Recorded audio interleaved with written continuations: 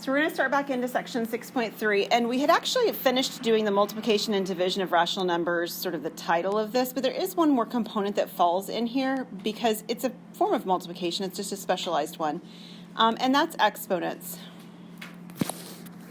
So to start with, the definition of exponents is that for a rational number a and a natural number n, a to the n means a multiplied by itself n times.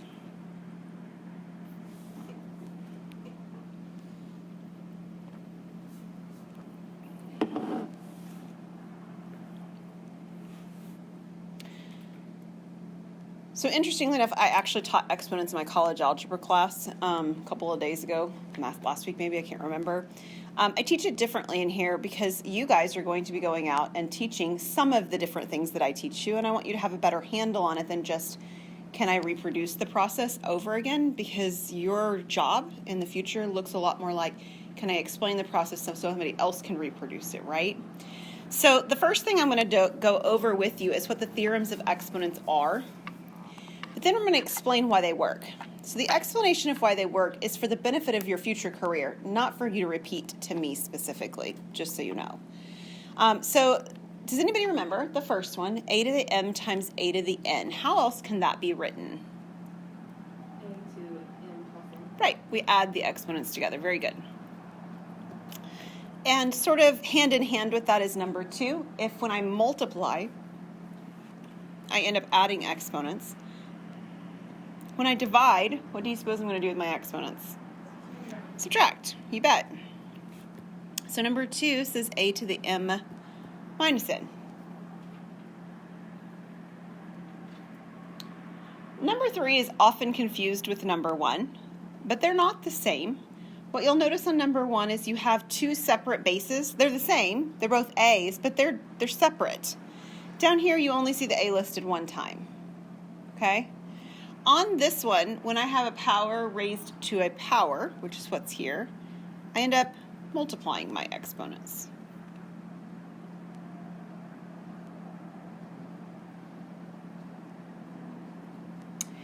Four and 5 also go hand in hand, and again, I'll show you why they work in a moment, but it has this sort of a distribution feel, like I've got multiplication inside or division inside, and I'm distributing an exponent across that. And it does work, a to the m, b to the m, for multiplication and division. There's no corresponding argument for addition or subtraction, right? So like notice there is no a plus b to the m rule. This just doesn't exist. And there's very good reason for why. You can show it in lots of different ways. And we'll get to it later on, but not today, okay? So that's not one of our properties, is about addition. And then when I have division, again, it has this distribution field where I can move that m to each of the individual bases where they are located. 5 and 6 only differ by the fact that there's a negative on the outside, right? Otherwise, they look exactly the same. All that negative does is it does a reciprocal. So the m still transfers in, but everything flips upside down as well. So I end up with b to the m over a to the m.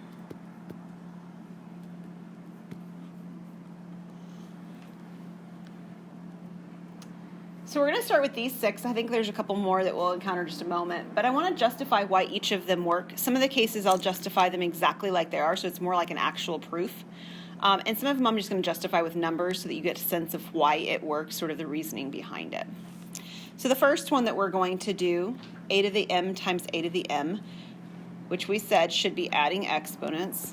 We're going to do an example. So this is not really a proof, but it still is a justification. If I had a cubed and a to the 4th, a cubed means a 3 times. A to the 4th means a 4 times. And if you count them all up, how many do you have? 7. So this is a to the 7th. And if you analyze the numbers we started with, the 3 and the 4, and I ended up with it being to the 7th, you can quickly see that what happened is I added the 3 plus 4 to get 7. So that's a justification for that one. Number 2 is quite similar, so a to the m minus n. So we're going to do, again, an example. And I'm going to do a to the 5th over a squared. So, of course, a to the 5th is 5a's. A squared is 2a's. And properties of rational numbers that we dealt with even back in section 6.1 say that I can divide the numerator and denominator by the same thing. That's equivalent to canceling out a factor, so I can cancel an a from the top and bottom. And if I do that again, I'm left with 3a's on top for a cubed. And we can talk about the fact that 5 and 2 arrive at a 3 by subtraction.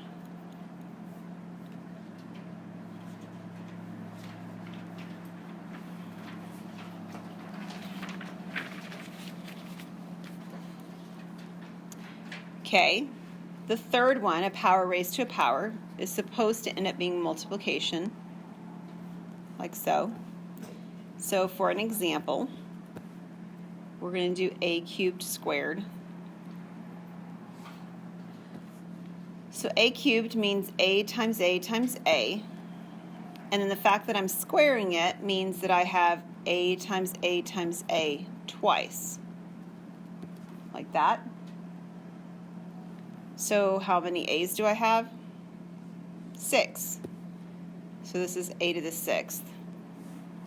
And I get from 3 and 2 to 6 by multiplying.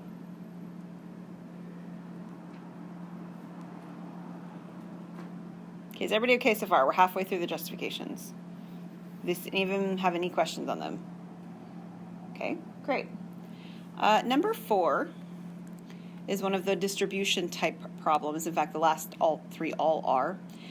AB to the m. So we're going to say that that's a to the m, b to the m, and we're going to use a example to show that working. And we're just going to use the power 3. So I'm going to do ab to the 3rd. So ab to the 3rd means ab times ab times ab. And one of the properties of multiplication that we've already encountered, and we encountered it in this section, is the ability to commute things. You know, we switch the order of things. At least we talked about it in this section. We talk about it much earlier in this textbook too, in number theory. So I can regroup and put all the a's together and all the b's together, like so. And I can very quickly see that there are 3 a's, so that's a cubed, and there are 3 b's, so that's b cubed. And you see sort of that distribution of the 3 going through the multiplication. But it's hinging upon commutative and associative properties of regrouping because it's multiplication. And this is why this doesn't work for addition, is because if I had this with addition, I'd have addition with multiplication, and that's 2 operations that are operating on another. But this is all still one operation. It's all powers, so it's all multiplication. The other distribution property probably is even easier to actually see it working because you don't even have to move anything around. Didn't mean to do that. A to the m, b to the m. So we'll just use that same power of 3. So I have a over b to the 3rd. So it's a over b times a over b times a over b. And properties of rational numbers say that I can multiply the 3 together on top, 3 together on bottom, which gives me a cubed over b cubed. And again, you see that 3 distributing through the division. Okay, so number 6 does the same thing, but it's got the negative operation happening. So I'm going to show you, there's a couple of different ways I could justify this. This is supposed to end up b to the m over a to the m. So the one I'm going to use is a negative 3, much like we just did a moment ago. So this is negative 3. And what I'd like to do is I'd like to separate the negative and the 3. Right? And we know that negative 3 comes from multiplying negative 1 and 3 together. Like that's one way to break it apart if you wanted to. So I'd like to break this apart. So this is a over b to the 3rd, and then it's all to the negative 1. because I'm just separating the negative 3 into two pieces. Now, I already know from the previous step that I definitely have this property a cubed over b cubed, right? So I'm just utilizing what I know from property 5.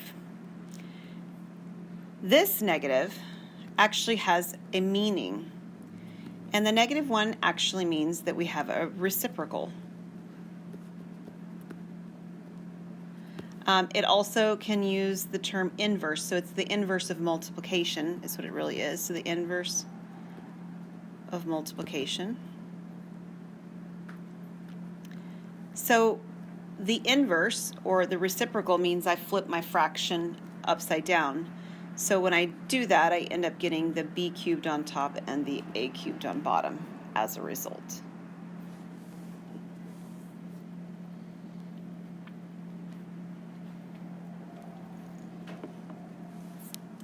Okay, so if it were possible to prove by example, that's what we've done. We haven't really proved anything. We've just justified with some examples.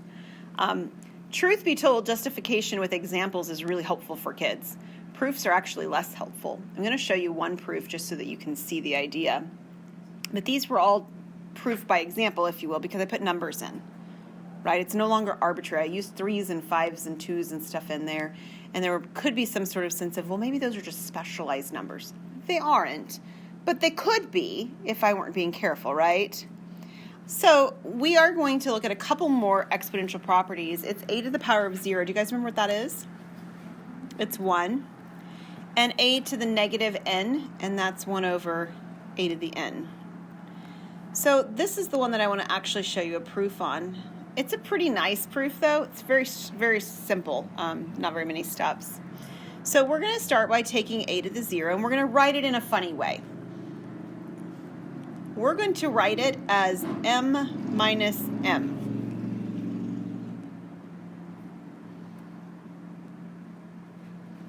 Okay, we all say, right, that's true. It's weird, and why would you do it? But it's true, right? Yeah, it's true. What we're going to do is you're going to use property number 2 over here in reverse. So property number 2 is written sort of from left to right, that I've got division and I write it as subtraction. I'm going to take subtraction and turn it back into division. That's what equality does. It allows you to go in both directions. We don't always do that, but it does allow for that. So I can actually write a to the m over a to the m here now by property number 2. Their justification, or the real reason I'm able to do this, is because they're additive inverses. Additive inverses add to 0. All right, so what is anything divided by itself? 1.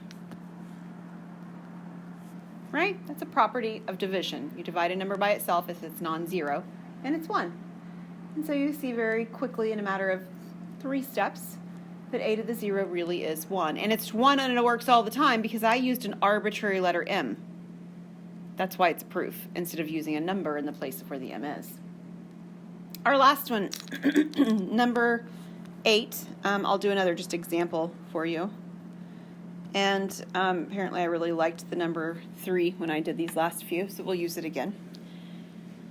So again, I can separate this so that it is to the power of 3 and to the power of negative 1.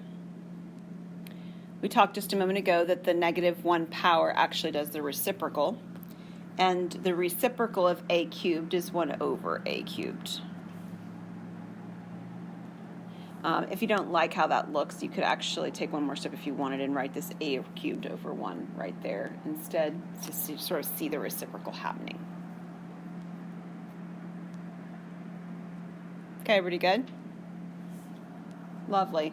So what we're going to do with our examples is we're not trying to reprove all the facts. We're trying to use the facts to actually make their lives simpler. That's the reason for having them.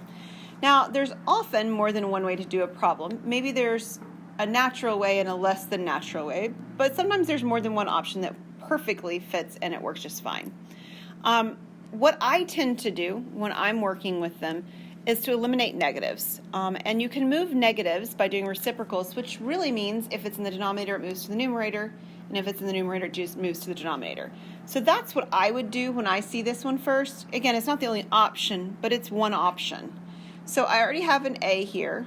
I already have the b to the 4th. And then this a to the negative third that's in the denominator can move up as a to the positive third. And if you don't like it there, you can regroup it closer to the other a. That's also fine. You just put them next to each other. And I have a b squared on bottom.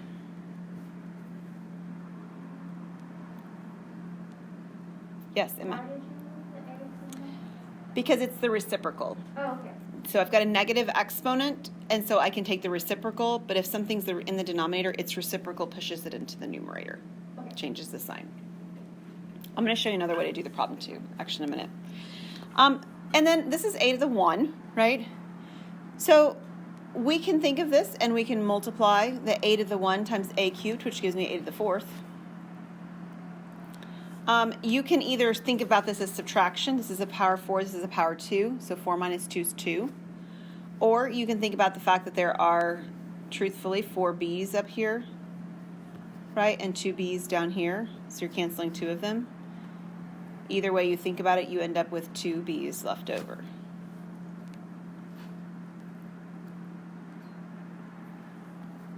Let me show you another option that's a pretty natural way to start.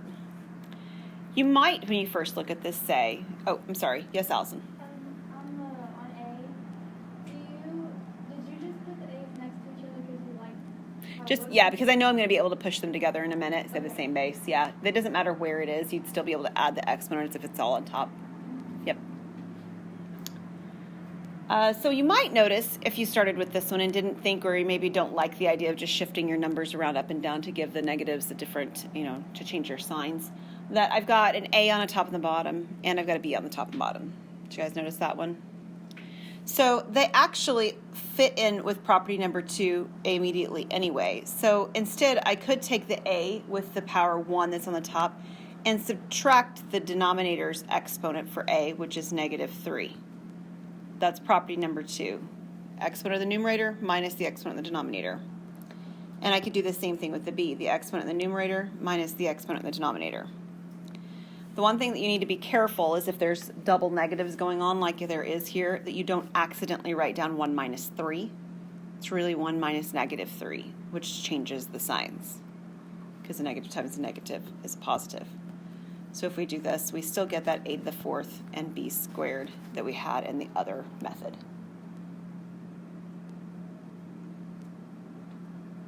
Okay? So you have some options about how your work could look, and it all still be correct. Now, the next problem. Notice I don't have arbitrary bases. They happen to be numerical bases, right? I have 2 fifths and 4 25ths. Now, if you flip back up or just look back up on even just the page we're on, 3, 4, and 5 properties, what you'll notice is that the bases have to match in order for you to be able to combine things. Right now, a 2 to the 5th, I'm sorry, I still said it wrong, 2 fifths base, it isn't equal to a 4 25ths base. Those just aren't the same value. So there's nothing I can do to just combine them the way that they're currently written because their bases aren't the same. It's almost like I have a cubed and b to the negative 6th because the bases are different. Now, the reality is that they're not extraordinarily different. They are related. So what we want to try to do is to see, when I have a problem like this, if there's any way for one of those bases to be rewritten so that it looks like the other one. So let me show you what I notice when I see the numbers 4 and 25. I notice perfect squares. So I notice that's 2 squared and 5 squared. Now, whether you noticed it initially or not, do you see now okay? Okay? But I could also write that as 2 fifths squared. Okay? So all of those are just the inside of the parenthesis right here. Agreed? Okay. So why do I want to do that? Well, I already have the 2 fifths over here, and it's raised to the power 3. That 4 25ths I can rewrite as 2 fifths squared. And I know that that is raised to the power negative 6. And I like that. I want that because now they both say base 2 fifths. They match.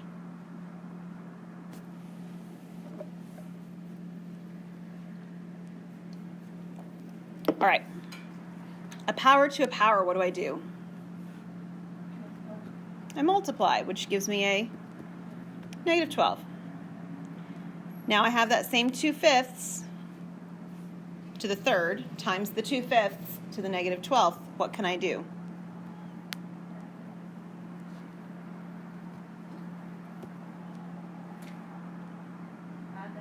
Yeah, I can add the exponents. It's just property number 1. I know there's a 2/5 in there, which makes it feel somewhat different, but it isn't. It's the same. So if I add the exponents, what is positive 3 and negative 12? Negative 9. Okay, everybody good so far? All right, so you'll notice back at the very top of this particular slide, the directions say write in simplest form with positive exponents. So I've simplified a whole lot in this problem, but I haven't dealt with the positive exponents issue. So there's a couple of different things that I could do. The first option for sure is I have to get rid of the negative. So at the very, very least, I need to get that negative to be positive, and I can do that by flipping the fraction, and then the exponent's positive. You could stop here. It's perfectly fine. There's nothing wrong with it. Another place that you could stop if you don't like the fact that there's some parentheses there is you could write 5 to the 9 over 2 to the 9. Just make sure it doesn't start looking like 59 or 29. All right? So be very deliberate in your notations to differentiate the base from the exponent. Now, it does not want you to find 5 to the 9th and 2 to the 9th. That is not what it wants. It wants you to leave it in exponential form. Okay? All right, let's do a couple of examples with using exponents to solve equations. So our goal, much like on the last problem when I'm solving equations, is to get the bases to all match. So right now on the left-hand side, I have base 2 and base 2. And on the right-hand side, I have base 64. I realize it's not very exciting because it's just 64, but it is a base. It's got a power 1. I don't want them to be different. I need that 64 to actually match. So I ask myself, what is 2 to a power that gives me 64? What power would I need? It's 6. So that's the right-hand side. It now has a base of 2. Now, while my bases match on the left-hand side, there are 2 of them. So I want to actually combine the 2 bases together so there's a single base on the left. How can I combine them into one base 2? Right, so it's addition, n plus 7 or 7 plus n. Adding exponents. Okay, everybody good so far? You might be able to look at this and just tell me what n looks like it has to be right now. Does anybody know? N has to be negative 1. If the bases match, which they do, they're both base 2, then so do the exponents have to match. And I can see that one exponent is n plus 7, so if n is negative 1, then negative 1 plus 7 would be 6. So at this point, if you can see it and you want to just write it down, you can write down n equal negative 1. If you don't see it, let me show you what you would do next, because they're not always that straightforward to see, right? You would set the exponents equal to one another. N plus 7 equals 6, and you would solve the remaining equation. Okay, I'm not canceling out the 2's. I'm not. I'm really just saying the 2's already match. I don't need them. They're irrelevant to the finishing of the solving of the problem. So I'm ignoring them. So I'll subtract my 7, and that will also give me that same n equal negative 1 that we did sort of just by visually inspecting it earlier. So either of those options will work at this point. Okay, so again, my goal on these problems, like on B, is to have the same base. Well, 3 can't get any simpler. 3 is simply what it is, right? I can't break it down. 81 can be broken down. And if you aren't quite sure, you can do a factor tree. You probably would see that 81 is 9 times 9. That's probably your most obvious factor that you know that multiplies to give you 81. But 9 breaks down into what? Yeah, 3 times 3, so I end up with 4 3's. So over here, my first thought to rewrite deals with the fact that I have an 81, which is now 3 to the 4th, but it's in the denominator. So I'm actually really close. I'm really close because I have bases of 3. But the base of 3 right now that I have is in the denominator, and I don't want it in the denominator. I want it up in the numerator. So what do I have to do to get that 3 to the 4th to move up? A negative exponent, you got it. So I will still have the base 3, but the exponent is actually negative. So I now have this. It is an inequality. It's not an equation, right? It doesn't say equals. It says less than or equal to. But it really doesn't matter. The properties still work. I set my exponents using this operation symbol between them to finish the problem. And if it didn't already have just n alone on the left, I would go about solving it at that point. So the answer to the inequality on this one is n is less than or equal to negative 4.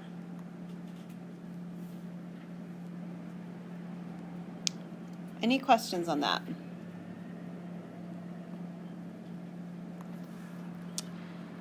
All right, the ability to approximate things that are otherwise pretty ugly and messy to work with is a really useful ability.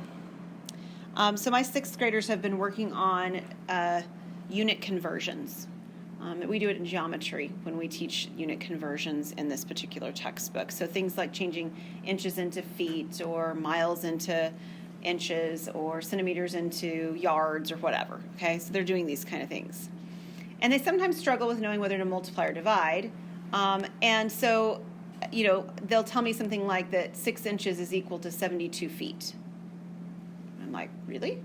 6 inches is equal to 72 feet. Well, they converted it wrong, right? There's the lack of them looking at it and thinking, what's a reasonable answer? Approximation gives us the idea of what is a reasonable answer. So while it is not necessarily our goal right now to divide 20 1/3 by this 9 7/8 exactly, if I were to do that and I were to get a weird answer, I should know if my answer is reasonable or not. And so approximation allows me to have that sort of a baseline knowledge.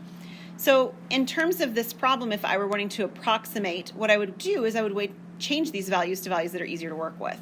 For example, 20 1/3, it'd be easier to just work with 20, wouldn't it? And it's pretty close. And 9 7/8, it'd be much easier to work with 10, right? And 20 divided by 10, I can do pretty quickly to give me 2. So whatever this answer is, it better be close to 2. If it's 20, I've got a problem. If it's 200, I've got a problem. If it's 2 6/10 or something like that, probably on the right track. All right? So that's what this approximation idea is really for, is for helping you to determine whether or not your answers seem reasonable when you're done.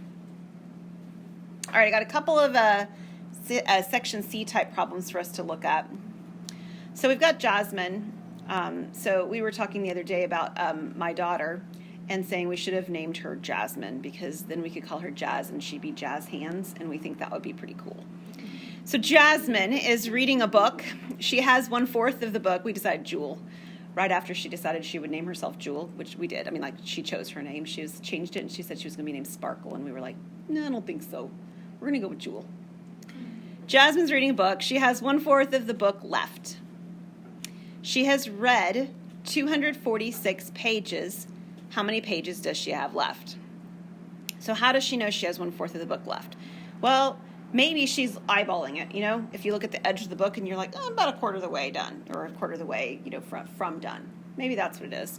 Maybe she's reading it in an electronic version. So I don't know if you've seen any of the tablet kind of views, Kindle apps and things like that. They'll usually tell you what percentage is finished of the book or what percentage you have left to go. I can't remember which one mine does. It's been a while since I've read one on there. So maybe it's something like that. But it'll also tell you oftentimes the page number at the bottom of the screen, which is interesting. So we're going to try and figure out how many pages that actually corresponds to. So the first thing that we're going to do is we're going to identify that we're going to use a variable, and we need to decide what our variable is going to represent. So the question asks us how many pages do they have left, but I'm going to actually let x be the length of the book.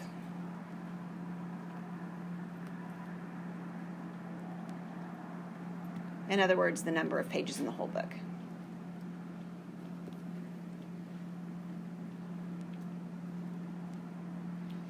All right, so if she has 1/4 of the book left, how much has she read? 3/4. 3/4 of the book. So if she's got 1/4 left, she's read 3/4. So 3/4 of the pages, 3/4 times x, would be one representation for the number of pages that she has read. Right? If x is the total number of pages and we multiply it by 3/4, that's her number of pages she's read. But we actually know the number of pages she's read. How many has she actually read? 246.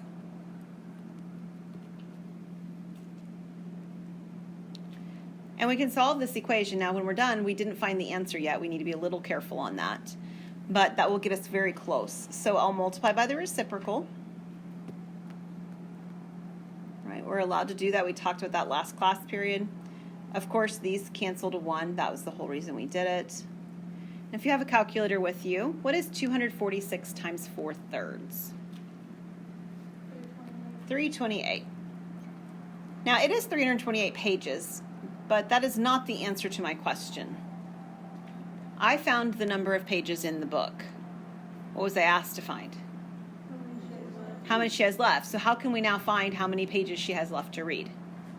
Subtract, right. So we have our 328, which are total pages we just found, minus the 246 that she's already read. How many does she have left?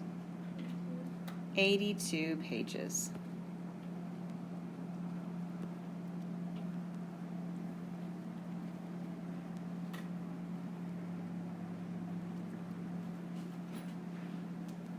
Does that make sense?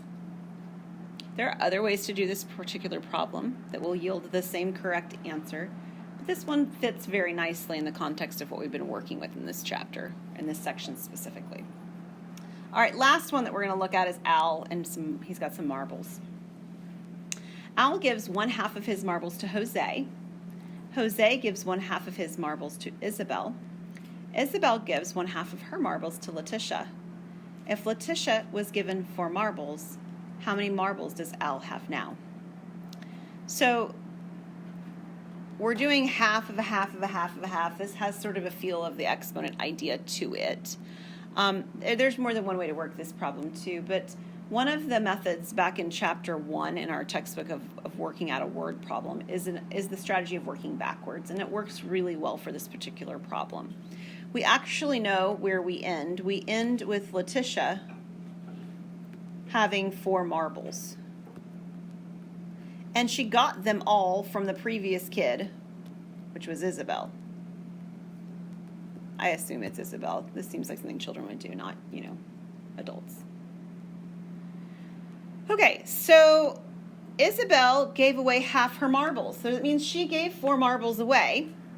So how many did she have to start with? She had 8. So she has 4 now, and she gave 4, she gave away. So she had 8 to start. That's Isabel.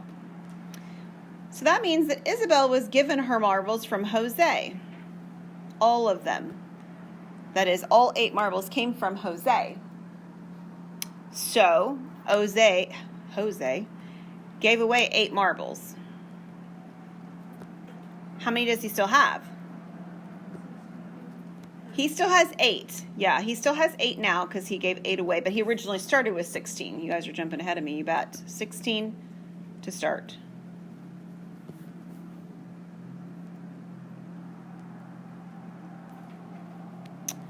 And we're back to the very beginning, which was Al. So if Al gave 16 marbles to Jose, he gave 16 away. How many does he have now? He has 16 now, which means he started with 32 to start. Now, I've written down, obviously, more information than I need to answer the question, but sometimes it's easier to just write everything down and then decipher what you need at the end to answer the question that was being asked, because it's all there now. So the question actually asks, how many marbles does Al have now? And that answer would be 16. So he has 16 marbles now. As you're working with the problems that do have context, please make sure you're giving context kind of answers. Like the answer's not 16, the answer's 16 marbles. The answer's not 82, the answer's 82 pages. Does that make sense? Excellent. All right.